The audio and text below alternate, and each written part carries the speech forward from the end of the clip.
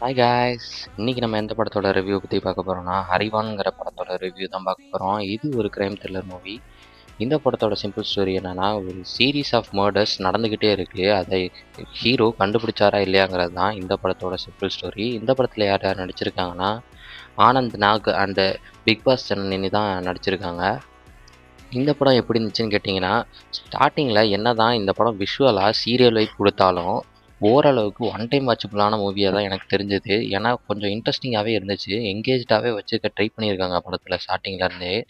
அந்த கொலைகள் நடக்கிறதா இருக்கட்டும், அந்த கொலையை கண்டுபிடிக்கிற விதமாக இருக்கட்டும், இன்வெஸ்டிகேஷன் போகிற விதமாக இருக்கட்டும், பார்க்கக்கூடிய வகையில் தான் இருந்துச்சு. கடைசியில் இவங்க அந்த வில்லனை ரிவீல் பண்ணுற விதமாக இருக்கட்டும், எல்லாமே நல்லாவே இருந்துச்சு. மர்டரை ரிவீல் பண்ணுற விதம் சூப்பராகவே இருந்துச்சு.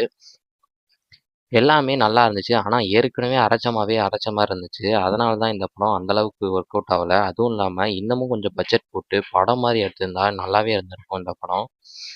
ஸோ இது ஒரு ஒன் டைம் வாட்சபிளான மூவி தான்.